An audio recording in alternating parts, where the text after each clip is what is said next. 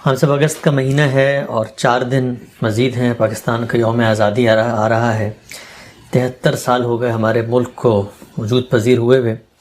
ہم عام طور پہ پاکستان کے بارے میں آپ سے اکثر بات کرتے ہیں، پاکستان کے اندر جو سماجی مسائل ہیں یا علم سیاست سے متعلق کوئی مسائل ہیں یا تاریخ کے مسائل ہیں یا پھر وہ مسائل جو مذہب سے ریلیٹڈ ہوتے ہیں، بہت تفصیل سے آپ کئی پہلوؤں سے اس پہ روشنی ڈالتے ہیں۔ ریاست کی نوعیت کیا ہے، پاکستان کے اندر سیاسی حرکیات میں کیا چیزیں ہیں جو قابل اصلاح ہیں۔ میں یہ چاہتا ہوں کہ آج اس دن اور اس مہینے اور اس موقع کی مناسبت سے تھوڑی سی مختلف موضوع پہ آپ سے بات کروں، اور وہ موضوع ہے انسانی پہلو۔ یعنی ہم جب ریاست کے بارے میں بات کرتے ہیں، آپ جیسے مفکرین اور فلسفی اور حکماء وہ بہت قانونی، منطقی اور تاریخی گفتگو کرتے ہیں، لیکن ایک عام انسان کی ملک سے محبت، لگاؤ، ملک سے تعلق، کیا اس کو بھی آپ جیسی شخصیت کی سطح پر محسوس کیا جا سکتا ہے؟ نہیں۔ تو سوال میرا آپ سے پہلا یہ ہے کہ پاکستان میں آپ پیدا ہوئے، اس کے دیہاتوں میں آپ نے وقت گزارا، اس کے شہروں میں آپ رہے، اب اس کو چھوڑ کے ملیشیا میں کچھ عرصہ رہے، پھر آپ امریکہ تشریف لے آئے۔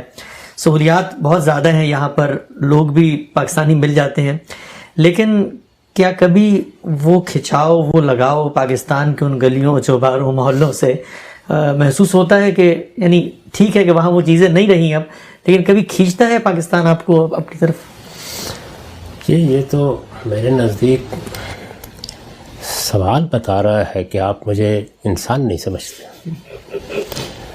انسان صرف عقل نہیں ہے، صرف علم نہیں ہے، وہ اصلاً ایک جذبہ ہے۔ انسان کا جو نفسیاتی پہلو ہے وہ سب سے زیادہ قوی پہلو ہے۔ ہمارے 24 گھنٹے کے معمولات کا اصلاً وہی احاطہ کرتا ہے، ورنہ تو آپ روبوٹ ہو کے رہ جائیں۔ یعنی یہ ہمارے رشتے، ہمارے تعلقات، یہ میری ماں ہے، یہ میرا باپ ہے، یہ میری بہن ہے، یہ میرے اعزاء ہیں، یہ سارے رشتے ایک جذباتی اساس سے پیدا ہوتے ہیں۔ ایسا تو نہیں ہے کہ آپ عقلی اور علمی لحاظ سے دنیا بھر میں جتنی خواتین ہیں ان کا جائزہ لے کے اپنے لیے ماں کا انتخاب کرتے ہیں، یعنی اوصاف، خصائص، حسن، جمال، سب چیزیں دیکھ کے پھر فیصلہ کرتے ہیں کہ یہ خاتون ماں کے لیے موزوں ہے۔ ایسا تو نہیں ہے نا۔ یعنی ایک خاتون نے آپ کو جنم دیا ہے، وہ بٹیارن ہو سکتی ہے، وہ تندور پر بیٹھ کے روٹیاں لگانے والی ہو سکتی ہے، وہ گلیوں میں جا کر لوگوں کا کام کرنے والی ہو سکتی ہے، لیکن جب وہ ماں کے رشتے کے ساتھ آپ سے متعلق ہوتی ہے تو وہ آپ کے لیے پوری کائنات بن جاتی ہے۔ تو یہ رشتے، یہ تعلقات، انسانی فطرت کو جب آپ دیکھتے ہیں تو وہ اس کے اندر گندے ہوئے ہیں۔ اسی لیے میں ہمیشہ بہت زور دیتا ہوں کہ میرے اس دنیا کے ساتھ تعلق کی ابتدا میری اپنی فطرت کے مطالعے سے ہوتی ہے۔ میرا اپنا حادثہ باطنی وہ صرف یہ نہیں ہے کہ میرے اندر جو کچھ گزرتی ہے بس اس کا ایک وقتی مطالعہ کر لیتا ہے، وہ میرے جذبات کو جانتا ہے، وہ میری خواہشات کو جانتا ہے، میری باطنی شخصیت کی وسعتوں کے ساتھ اس کا تعلق ہوتا ہے۔ مجھے بڑی اچھی طرح یاد ہے کہ میری جو چھوٹی بہن تھی ان کے ساتھ اس لحاظ سے میرا بہت تعلق تھا کہ انہوں نے مجھے پڑھایا تھا۔ چھوٹی اس پہلو سے یہ کہہ رہا ہوں کہ وہ بڑی بہن کے بعد تھی، تو میں ان کے پاس کچھ عرصہ رہا بھی، اور ابتدائی تعلیم بھی انہی کے ذریعے سے مجھے ملی۔ یعنی جو کچھ بچے کو گھر میں پڑھایا جاتا ہے یا کچھ اسکول میں جانے سے پہلے تعلیم دی جاتی ہے وہ میں نے انہی سے پائی۔ تو ایک ایسا تعلق ان کے ساتھ استوار تھا کہ جب تک وہ زندہ رہیں مجھے یاد نہیں ہے کہ کبھی ہفتے بھر کا بھی ناغہ ہو گیا ہو۔ یعنی میں ایک دن پیدل چلا گیا ان کے ہاں، کوئی سواری میسر نہیں تھی۔ تو یہ جو رشتے ہیں، یہ تعلقات ہیں، یہ محبت کے ربط ہیں، یہی انسان ہے۔ اس میں ہمارے دوست بھی آتے ہیں، احباب بھی آتے ہیں، بالکل اسی طریقے سے وطن بھی آتا ہے۔ یعنی جہاں آپ پیدا ہوئے، میں تو آپ سے یہ عرض کرتا ہوں کہ ہمارا گاؤں ہے، آبائی گاؤں، جہاں میں نے کوئی زیادہ عرصہ نہیں گزارا۔ میرا خیال ہے کہ شاید 2-2.5 سال سے زیادہ، شعور کی عمر کی بات کر رہا ہوں، کیونکہ میری پیدائش اس گاؤں میں نہیں ہوئی تھی۔ میری پیدائش تو ہوئی ضلع ساہیوال کے ایک جنگل میں، لیکن بعد میں والد صاحب کے ساتھ میں وہاں گیا اور کوئی 2-2.5 سال ہم نے وہاں گزارے، اس کے بعد پھر چھوڑ دیا۔ 57 کے سیلاب میں ہمیں وہاں سے نکلنا پڑ گیا.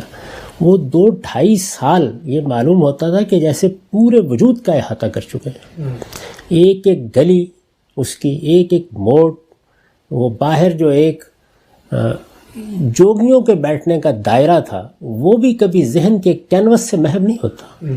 بلکہ میں آپ کو ایک عجیب بات بتاؤں کہ گاؤں سے نکلنے کے بعد دائیں ہاتھ مسجد اور بائیں ہاتھ، اس کو دائرہ کہتے تھے ہمارے ہاں، وہ آتا تھا.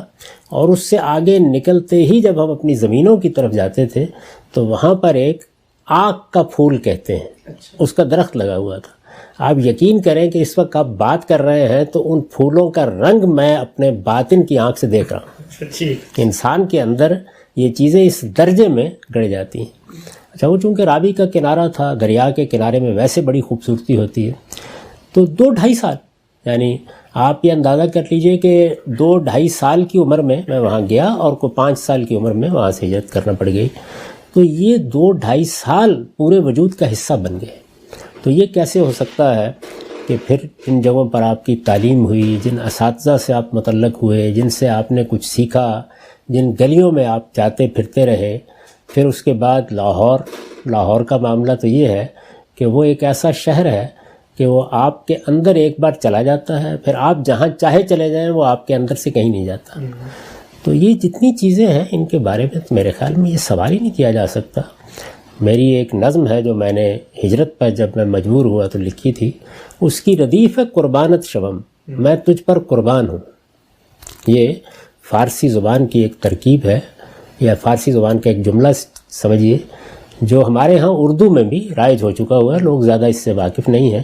تو پوری نظم کی ردیف وہی ہے. اس میں نے اپنا درد بیان کیا ہے، اپنا سوز بیان کیا ہے، اپنا تعلق بیان کیا ہے، اپنی کیفیت بیان کی ہے، اور ہر شعر کے آخر میں ردیف یہی ہے کہ قربانت شوم، میں تجھ پر قربان ہوں. تو اس لیے میرے نزدیک تو یہ جو تعلق ہے اس کو آپ موازنہ کر کے دیکھ ہی نہیں سکتے. دنیا میں آپ جہاں چاہے چلے جائیں، آپ دنیا کے ترقی یافتہ ترین شہروں میں چلے جائیں، آپ وہاں کی آبادیاں دیکھیں، آپ وہاں کے جنگل دیکھیں، آپ وہاں کے صحرا دیکھیں، آپ وہاں کے شہر دیکھیں، آپ فلک بوس عمارتیں دیکھیں، وہ آپ کے ساتھ وہ جذباتی تعلق کبھی پیدا نہیں کر سکتی جو اصل میں آپ کا وطن، آپ کی زمین، جہاں آپ پیدا ہوتے ہیں، جہاں آپ پلتے بڑھتے ہیں، جس کی گلیوں میں آپ پھرتے ہیں، جو تعلق وہاں ہوتا ہے اس کا کوئی متبادل نہیں. اچھا امام صاحب، آپ نے جب ہجرت کی، اب تو کافی وقت گزر چکا ہے، اس واقعے کو بھی کم و بیش 10 سال سے زائد عرصہ ہو چکا ہے، اور پھر انہی 10 سالوں میں گلوبلی یہ تبدیلی بھی آئی ہے کہ رابطے، ویڈیو کانفرنسز، کال، جدید ٹیکنالوجی، اس سے بہت ربط بھی برقرار رہتا ہے، زمان و مکان سے اوپر بات اٹھ چکی ہے. لیکن جس وقت آپ ملیشیا گئے تھے پاکستان سے، اس وقت اتنی ترقی بھی نہیں تھی، نہ اس طرح کے رابطوں کے سلسلے تھے. تو میں یہ جاننا چاہتا ہوں کہ بالکل وہ جو ابتدائی دن تھے، یعنی اپنی مٹی، اپنی زمین، اپنا گھر چھوڑ کے جو نکلنے کا ایک آدمی کے اوپر احساس ہوتا ہے، تو میں بھی وہاں پر ملیشیا میں رہا آپ کے ساتھ ابتدائی عرصے کے بعد سے.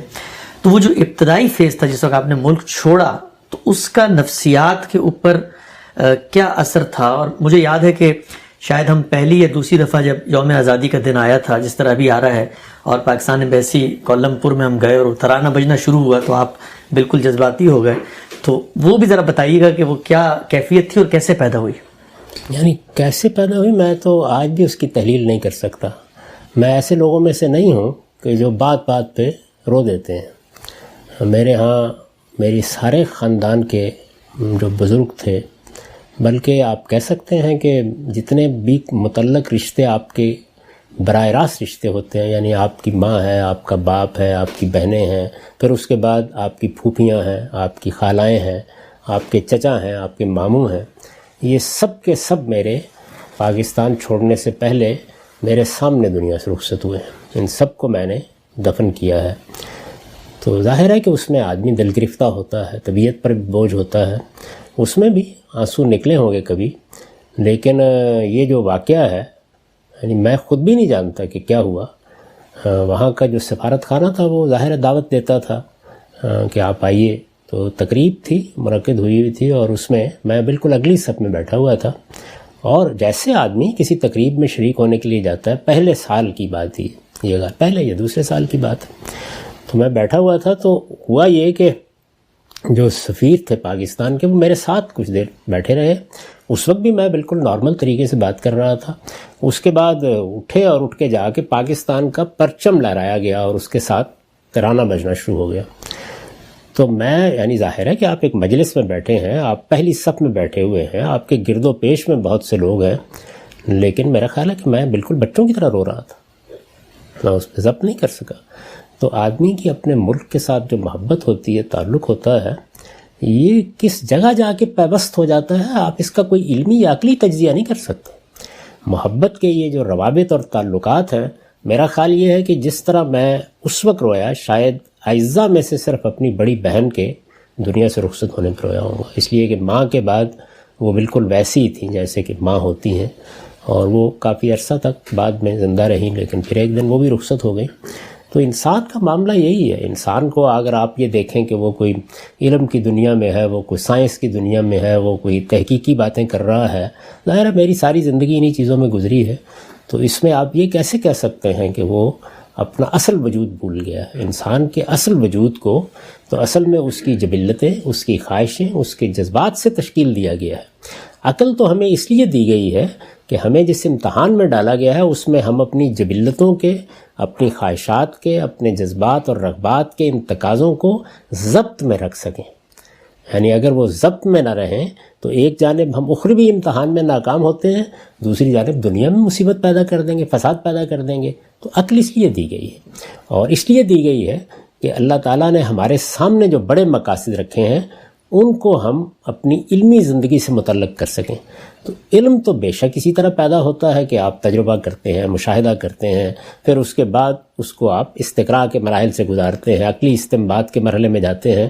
وہاں پر جذبات کو دخل نہیں دینے چاہیے, لیکن انسان کی اپنی شخصیت کا ظہور وہ تو ہوتا ہی اس کے جذباتی وجود سے. جی اچھا خان صاحب, ہم یہ دیکھتے ہیں کہ مختلف قوموں کے اپنے خصائص ہیں. ملیشیا میں ہم نے دیکھا, ترکی جانے کا موقع ملا, یا باقی ممالک میں بھی پاکستانی قوم کو جب بحیثیت قوم آپ دیکھتے ہیں, یعنی کچھ تو اس کے پہلو ہیں جو سیاستدانوں میں نظر آ جاتے ہیں, کچھ پہلو ہیں جو ہماری باقی جو معاشرے کے کردار ہیں ان میں نظر آتے ہیں. ایک عام پاکستانی, ایک سڑک پہ چلتا ہوا پاکستانی, ایک کوئٹہ کے اندر بیٹھا ہوا پاکستانی, ایک پہاڑوں پہ بیٹھا ہوا صوبہ خیبر پختونخوا کا پاکستانی, ایک پنجابی دہقان دیہات میں بیٹھا ہوا, بحیثیت قوم آپ کو کیا لگتا ہے کہ یہ جو ہمارا خطہ ہے جس میں ہم موجود ہیں, ان میں کون سے ایسے کوئی اوصاف و خصائص ہیں جو آپ کو نظر آتے ہیں کہ ایک پاکستانی قوم کو اللہ تعالیٰ نے کچھ صلاحیتوں سے نوازا ہے؟ دیکھیے, عام طور پر وہ قومیں کہ جو ایک لمبے عرصے تک بالکل الگ تھلگ رہی ہوں اور ان میں بڑے پیمانے پہ اختلاط نہ ہوا ہو, ان کی انفرادی صلاحیتیں بڑی حد تک کمزور ہو جاتی ہیں. ایسا نہیں ہے کہ وہ انسان ہی نہیں رہتے. اللہ تعالیٰ نے ایک لفظ استعمال کیا ہے قرآن مجید میں, اور وہ یہ ہے کہ وہ تمام مخلوقات کو جب وجود پذیر کرتا ہے تو ایسا نہیں کہ اپنی آخری شکل میں کر دیتا ہے. یعنی وہ کسی بھی چیز کو جب پیدا کرتا ہے تو پھر اس کے بعد وہ پیدا ہونے کے نتیجے میں اپنے داعیات کی مزید تشکیل کرتی ہے. اس کو تسویہ سے تعبیر کیا گیا ہے, یعنی ہر لحاظ سے کسی چیز کو درست کرنا. تو یہ درست کرنے کا عمل جو ہے وہ اپنی ذات میں ارتقائی ہوتا ہے. میں یہ اس ارتقاء کی بات نہیں کر رہا کہ جو ہمارے ہاں نظریہ ارتقاء میں بیان کیا جاتا ہے, لیکن جس وقت کوئی مخلوق وجود میں آ جاتی ہے تو اس کے بعد پھر وہ تسویہ کے ایک مرحلے سے گزرتی ہے. قرآن کا لفظ تسویہ ہے. آپ دیکھیے نا کہ جہاں انسان کی تخلیق کا ذکر کیا ہے سورہ سجدہ میں, تو بات یہاں سے شروع کی ہے کہ بدا خلق الانسان من طین ثم جعل نسلہ من سلالۃ من ماء مہین ثم سواہ, یعنی وہ بن گیا ہے, ابھی تسویہ نہیں ہوا اس کا. تو تسویہ کا جو عمل ہے یہ ہر جگہ جاری ہے. ایک اصول کے طور پر آپ اس کو دیکھ سکتے ہیں. اس عمل کو آپ جب اس کا اندرون میں اتر کے مشاہدہ کرتے ہیں تو آپ اس حقیقت کو پا لیتے ہیں کہ یہ جو چیز ہے یہ بہرحال اسی دنیا میں ہونی ہے. آپ کے جذبات کے ساتھ بھی ہونی ہے, آپ کے خیالات کے ساتھ بھی ہونی ہے, آپ کے اپنے وجود کی تشکیل میں بھی ہونی ہے, جن چیزوں کو پیدا ہونا ہے ان کے ساتھ بھی ہونی ہے. یہ ہر حال میں ایک پورا عمل ہے جس سے آپ گزرتے ہیں. اس زاویے سے چیزوں کو آپ دیکھیں گے تو ایک بالکل دوسری تصویر آپ کے سامنے آئے گی کہ یہ دنیا کس اصول پر بنی ہے اور کس منتہا کو پا رہی ہے. فرمائیے آپ. پاکستان قوم کے تو میں یہ عرض کر رہا تھا کہ یہ جو عمل ہے تسویہ کا، یہ ہوتا کیسے ہے؟ یہ بڑے پیمانے پر اختلاط سے ہوتا ہے. اچھا. بہت بڑے پیمانے پر. تو پاکستانی قوم کو اگر آپ دیکھیں تو یہ جو شمال مغربی ہندوستان ہے خاص طور پر، اس میں یہ اختلاط بہت بڑے پیمانے پہ ہوا ہے. یعنی ہندوستان کی قدیم اقوام کا آپ ذکر پڑھتے ہیں، یہ ہن ہیں، یہ ستھین ہیں، یہ دراوڑ ہیں، یہ فلاں ہیں. پھر یہ ہے کہ وسط ایشیا سے قافلوں پر قافلے آ رہے ہیں، آریہ آ رہے ہیں، وہ یہاں کی جو مقامی آبادیاں ہیں ان کو جنوب کی طرف دھکیل رہے ہیں. تو اس علاقے میں قوموں کے مابین بڑے پیمانے پہ اختلاط ہوا ہے. اس لیے یہاں لوگوں کی صلاحیتیں بڑی بے پناہ ہیں، غیر معمولی ہیں. صلاحیتیں بے پناہ ہیں، لیکن قومی قیادت ان کو ٹھیک طرح سے راستے پر لگانے میں ناکام ہو جاتی ہے، یوٹیلائز نہیں کر پاتی.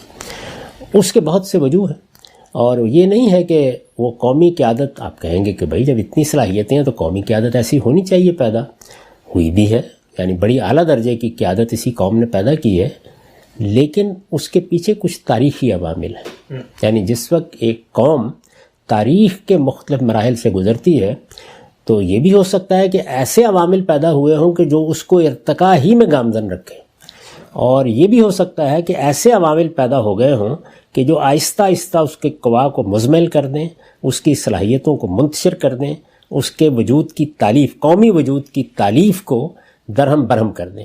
ہمارے ساتھ یہ بالکل ہو چکا ہے، یعنی قومی حیثیت سے. اور یہ صرف اس خطے میں نہیں ہوا.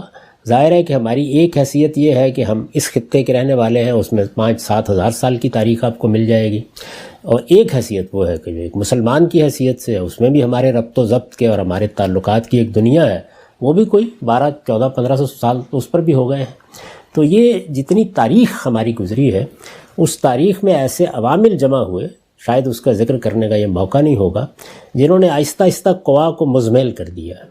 ایک انسان کا آپ جائزہ لیتے ہیں نا، تو ایک یہ ہے کہ ایک انسان دنیا میں پیدا ہوا، اس کے اندر بڑی غیر معمولی صلاحیتیں تھیں، کوئی بیماری لاحق نہیں ہوئی، کسی برے ماحول میں نہیں گیا، گرد و پیش سے اس کو سپورٹ ملتی چلی گئی، اور جو نشو و نما دینے والی قوتیں ملتی چلی گئیں. تو آپ دیکھتے ہیں کہ وہ آہستہ آہستہ یعنی ایک تناور درخت بن جاتا ہے. اور یہ بھی بالکل ممکن ہو سکتا ہے کہ بہت بڑا پوٹینشیل لے کے ایک انسان پیدا ہوا، لیکن یہ سارے عوامل حامی نہیں تھے اس کے، اور اس میں وہ بالکل مرجھا کے رہ گیا. یہ پودوں کے ساتھ یہی ہوتا ہے، جانوروں کے ساتھ یہی ہوتا ہے، انسانوں کے ساتھ بھی یہی ہوتا ہے، قوموں کے ساتھ بھی یہی ہوتا ہے. تو وہ عوامل جو تاریخ نے پیدا کیے ہیں، وہ کیوں پیدا ہوئے، اس کے پیچھے پھر کچھ عوامل ہوتے ہیں. تو یہ دنیا تو اسی اصول پر بنی ہے، لیکن وہ پھر ایک داستان ہے پوری کی پوری. وہ عوامل اثر انداز ہو چکے ہیں.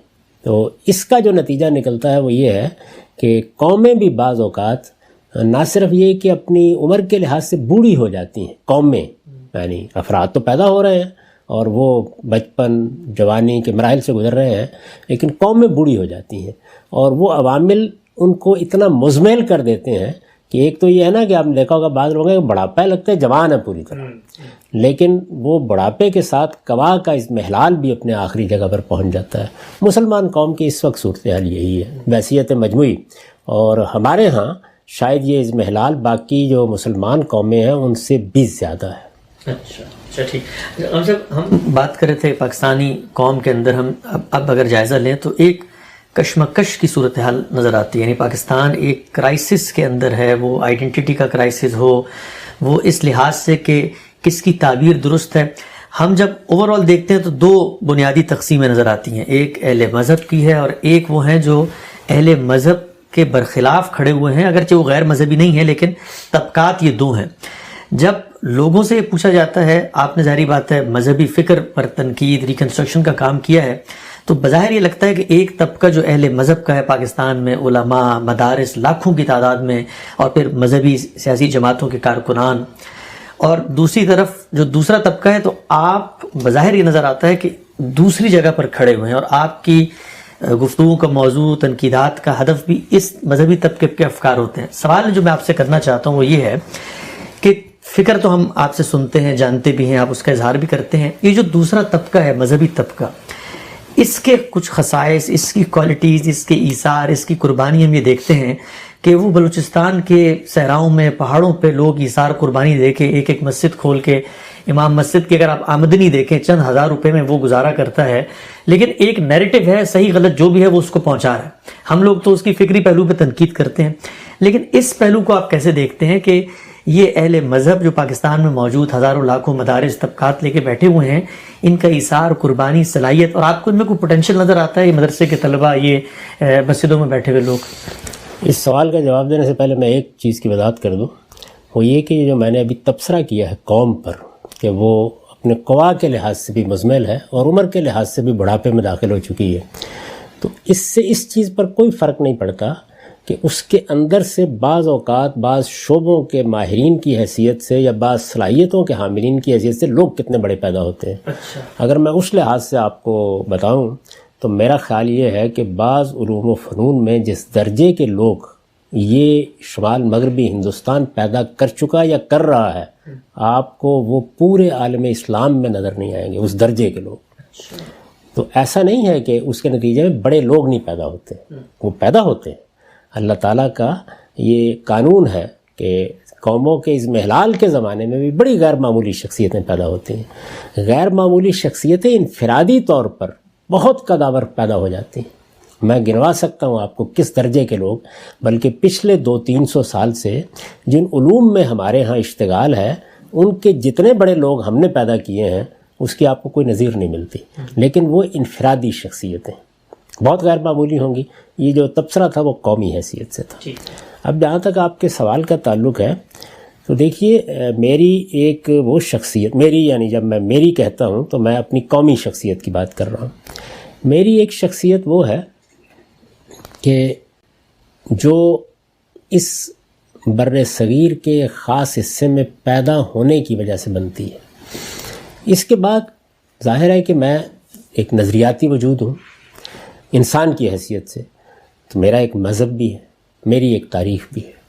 اگر میں اپنی اس تاریخ کو، یعنی وہ تاریخ بھی کہ جو اس خطے سے متعلق ہے، وہ کوئی 5000-4000 سال کی ہے، اور پھر وہ تاریخ کے جو محمد بن قاسم کے یہاں آنے کے بعد بننا شروع ہوئی اور جس میں میرے آباء و اجداد اسلام سے واقف ہوئے، اسلام کی تعلیمات سے واقف ہوئے، اور انہوں نے ایک خدا کے آخری پیغام کو قبول کیا، اس سے بھی ایک پوری تاریخ سے میری پوری شخصیت وابستہ ہوتی ہے انسان کی حیثیت سے.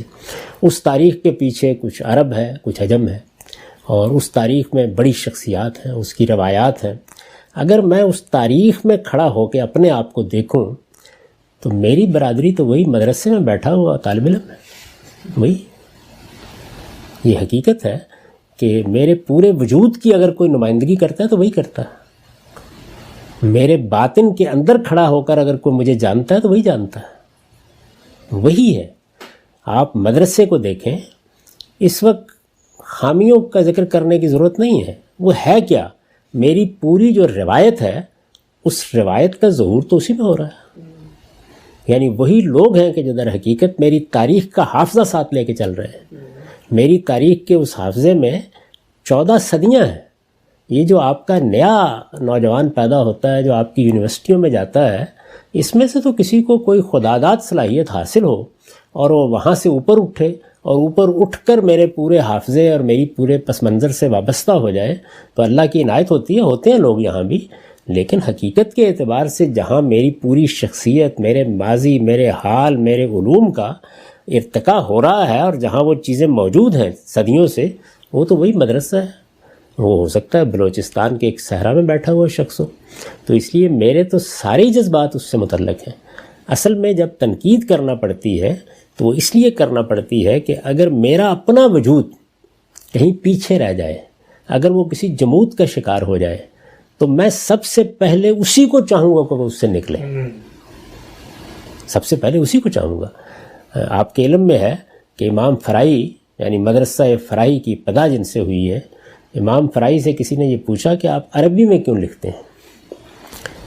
آپ ہندوستان میں پیدا ہوئے ہیں، ان کی ایک آدھ تحریر کے سوا سب عربی میں ہیں، تو آپ عربی میں کیوں لکھتے ہیں؟ تو انہوں نے کہا کہ میرے مخاطب علماء ہیں، وہ درست ہو جائیں گے، ہر چیز ٹھیک ہو جائے گی. تو اصل میں یہ میرا گھر ہے، یہ میرا وجود ہے، یہ میری برادری ہے. تو میں سب سے پہلے اسی کو مخاطب کروں گا. یہ میری تاریخ ہے, اس کے نمائندے وہی ہیں. میری تہذیب کی ساری روایت اصل میں انہی کے پاس ہے. وہ تو پھر اس کے بعد آپ کو معلوم ہے کہ استعمار نے آ کر جب ان علاقوں پر قبضہ کیا اور وہ اپنی روایات, اپنی تہذیب لے کے آئے, انہوں نے زبان بدل ڈالی, انہوں نے سوچنے کے طریقے بدل ڈالے, انہوں نے رہن سہن کے آداب بدل ڈالے. تو اس میں ایک ایسے سمجھیں آپ کے جیسے ایک زمین کے لیے اجنبی پودے کاشت کیے گئے ہیں, وہ ہیں کہ جو آپ کو اب اپنی جدید درسگاہوں سے جو پڑھ کے نکلتے ہیں ملتے ہیں. یعنی ان کو تو ایک بہت بڑے پیمانے کے تاریخی عمل سے گزارنا پڑے گا. میں بارہا اس کا نوحہ پڑھتا رہتا ہوں کہ جب عربی زبان سے ناواقف ہوئے تو گویا 1400 سال کے حافظے سے محروم ہو گئے. فارسی زبان سے ناواقف ہوئے تو 900-1000 سال نکل گئے. اب آپ کی جو نئی نسلیں ہیں وہ اردو زبان سے بھی ناواقف ہو جائیں گی. وہ نہیں جانیں گی اقبال کون تھا, اکبر الآبادی کون تھا, غالب کون تھا. ذرا رکھ کے دیکھیے اپنی نئی نسلوں کے سامنے, واقف نہیں ہے. تو آپ کی اپنی مٹی, آپ کا اپنا پس منظر, آپ کی اپنی تہذیبی روایت, یہ اگر آپ ساتھ لے کے نہیں چل رہے تو اصل میں آپ ایک ایسا پودا ہے کہ جس کی کوئی جڑیں نہیں ہے, بنیاد ہی نہیں ہے. تو وہ لوگ جن کا آپ ذکر کر رہے ہیں اصل میں میرے تو وہی ہیں. تو اس لیے میں اگر ان پر نقد کروں گا یا ان کے علوم پر نقد کروں گا تو سب سے بڑھ کر وہی اس کے مستحق ہیں کہ اگر میں کہیں کوئی خامی یا کمزوری پا رہا ہوں تو اس پر انہیں توجہ دلاؤں. ٹھیک, اب سب کچھ منٹ ہمارے پاس باقی ہیں اور میں چاہتا ہوں اسی موضوع کو آگے بڑھاؤں اور آج اسی پہ ہم بات کریں. ایک اور چیز آپ کا میں نے یہ محسوس کیا کہ آپ چونکہ پاکستان کی معاشرت تہذیب کا پس منظر رکھتے ہیں تو لباس کے اندر بھی ہمیشہ یہ جو مشرقی جامہ زیبی ہے اسی کو ترجیح دیتے ہیں. میں اس پہلو سے سوال کرنا چاہتا ہوں اپنی قوم کے لحاظ سے. کچھ ہماری قوم کے خصائص ہیں, میں بھی بہت ان کو ایڈمائر کرتا ہوں. آپ کو لگتا ہے کہ پاکستان کے اندر جو کچھ ہماری کلچرل چیزیں ہیں وہ انسان اگر ان کا جائزہ لے تو اس میں ایک میچورٹی بھی نظر آتی ہے؟ مطلب لباس اب پہنتا ہے آدمی, محتشم ہے, ساتر ہے, وجیح ہے, دنیا کے اور لباسوں سے ہم اس کا موازنہ کرتے ہیں. تو آپ لباس بھی ہمیشہ اپنی تہذیب اور معاشرت ہی کا اپناتے ہیں, اس کی بھی وجہ ہے؟ میرے نزدیک تو انسان کا جو پس منظر ہے اس کے لحاظ سے جو اس کی تہذیبی روایت بنتی ہے اس کا سب سے نمایاں ظہور دو چیزوں میں ہوتا ہے, ایک اس کی زبان میں اور ایک اس کے لباس میں. تو اس معاملے میں آپ مجھے آخری درجے کا روایت پسند آدمی پائیں گے. یعنی میرے ہاں جو فکر کی جدت ہے وہ کبھی میرے اس جذباتی اور تہذیبی وجود پر اثر انداز نہیں ہوتی.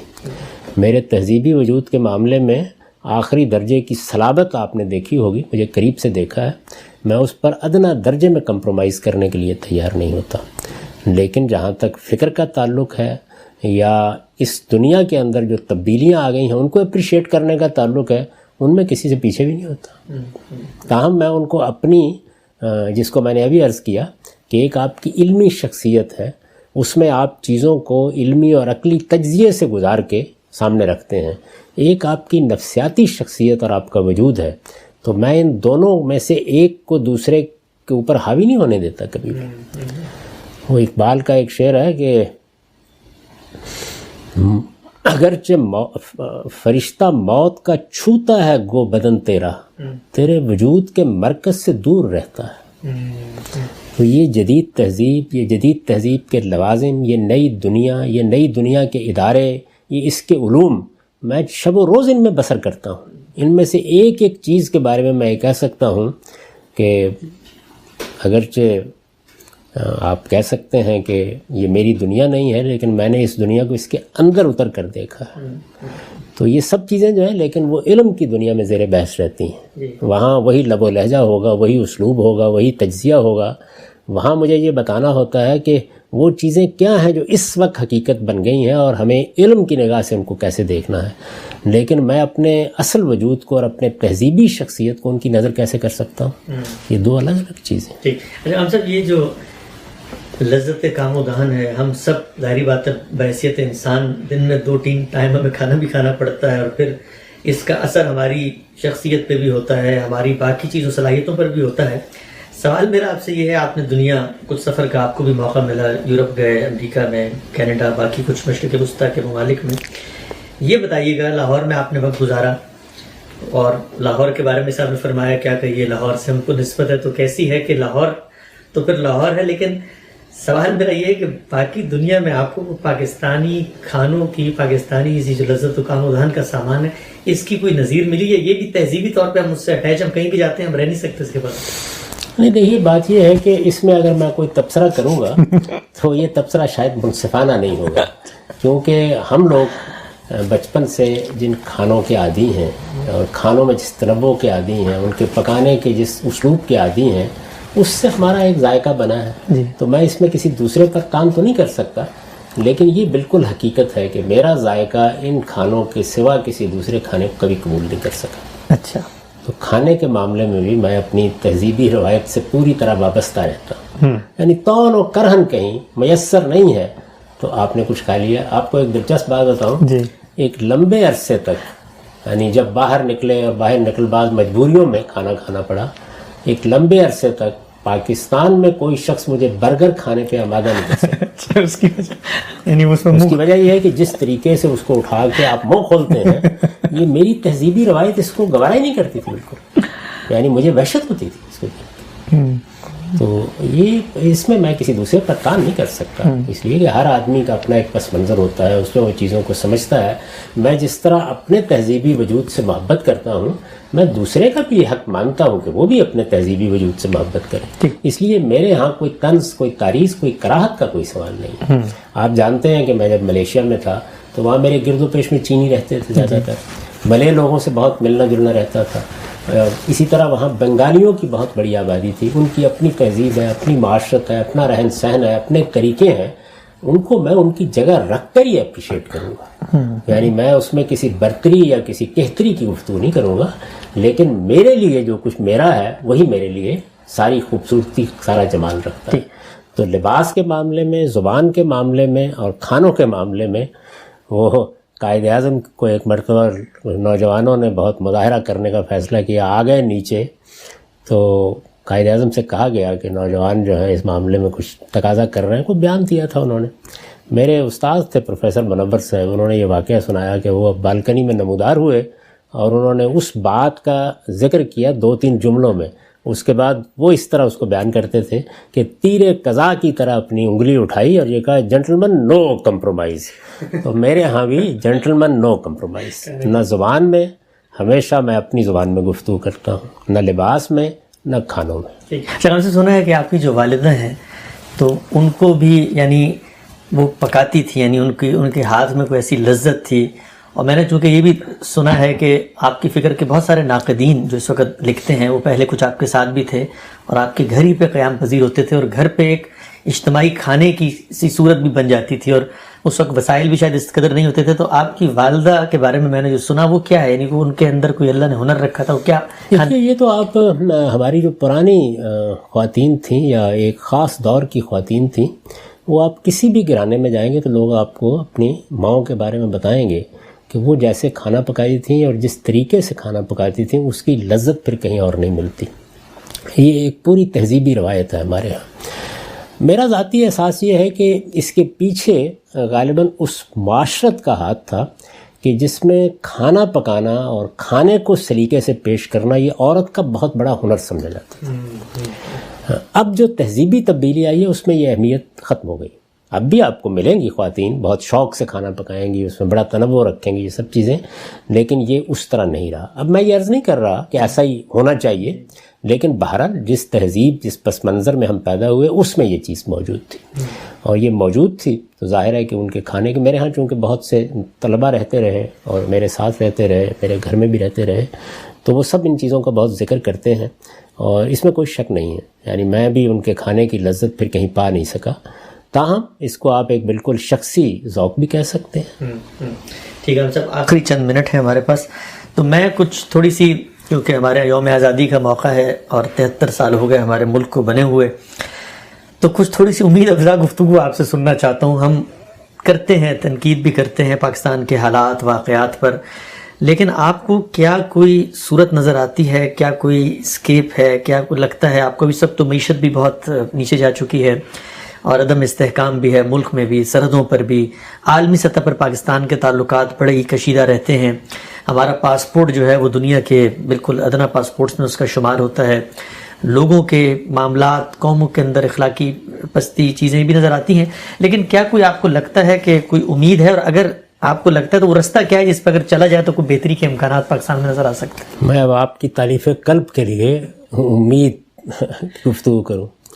دیکھیے بات یہ ہے کہ اپنی قوم سے، حالات سے، اپنے پروردگار سے اچھی امیدیں رکھنی چاہیے. میں رجائیت پسند لوگوں میں سے ہوں، میں کبھی بھی یاس میں مبتلا نہیں ہوتا.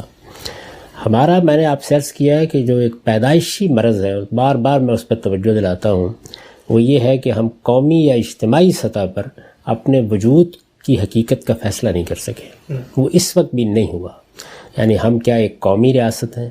کیا ہمارے ہاں یہ کوئی مذہبی نوعیت کا اقدام تھا جو پاکستان کی صورت میں ہوا؟ یہ کشمکش ہے جس میں ہم، کشمکش اور خلجان سے بڑی کوئی چیز نہیں ہوتی. اس سے اصل میں آپ کے پورے وجود میں انتشار پیدا ہو جاتا ہے. اسی طرح سے اجتماعی زندگی کو ہم نے کس اصول پر منظم کرنا ہے، اس معاملے میں بھی ہمارے ہاں آپ جانتے ہیں کہ سول ملٹری کشمکش جو ہے پہلے دن سے جاری ہے. بصیت مجموعی یعنی قوم پہلے ہی مزمل تھی، اس کے قوا مزمل تھے، اس کا بہت برا اثر پڑا ہے. لیکن جو امید کا پہلو ہے وہ بہت غیر معمولی ہے، اور وہ یہ ہے کہ آپ اگر اس کے مقابل میں مشرق وسطیٰ کے ممالک کا مطالعہ کریں تو جس جگہ پہ ہم کھڑے ہیں، یعنی ان سب برے پہلوؤں کے وابستہ آزادی، حریت، انسانی حقوق، اس کا ادراک، دانشوروں کی کشمکش، مختلف نظریات کے اپنے تضادات، ان تضادات پر گفتگو کی روایت، اگر آپ اس زاویے کے ساتھ دیکھیں تو آپ اگر مشرق وسطیٰ کے ممالک کے ساتھ اس کا مقابلہ کریں تو یہ معلوم ہوگا کہ وہ مردہ ہیں اور ہم زندہ ہیں. یعنی یہ صورتحال ہے. تو اس لیے اس پر بھی اللہ کا شکر ادا کرنا چاہیے. تمنائیں، آرزوئیں کیا ہیں، ہماری قوم کو کیا بننا چاہیے، وہ ظاہر ہے کہ بڑی ہی رکھنی چاہیے اور اس کی جدوجہد بھی کرنی چاہیے. لیکن اس وقت اگر آپ نگاہ اٹھا کے دیکھیں تو ایک ملیشیا، ایک ترکی اور ایک پاکستان، یہ تین ہی ملک ہیں کہ جو تاریخی عمل میں کچھ اگلے قدم اٹھا چکے ہیں. باقی تو آپ دیکھ رہے ہیں کہ کیا چیز ہے، یعنی بدترین ملوکیت ہے، خاندانوں کے قبضے میں پورے قوم اور ملک کی دولت. یعنی ہمارے ہاں بھی یہ ساری چیزیں آپ کو کسی جزء میں نظر آتی ہیں، لیکن اس کے ساتھ ہم اپنی حکومتوں پہ تنقید کرتے ہیں، اپنی فوج پہ تنقید کرتے ہیں، اسٹیبلشمنٹ پہ تنقید کرتے ہیں، اندر بیٹھ کے کرتے ہیں، باہر بیٹھ کے کرتے ہیں، اخبارات کرتے ہیں، دانشور کرتے ہیں، سوشل میڈیا کرتا ہے، لوگوں میں تبادلہ خیالات ہوتا ہے، نئے افکار اور خیالات کا بھی ایک خاص توازن ہے جو قائم رہتا ہے. تو آپ اس زاویے سے اگر دیکھیں تو ہماری قوم باقی مسلمان ملکوں کے مقابلے بہت آگے ہے.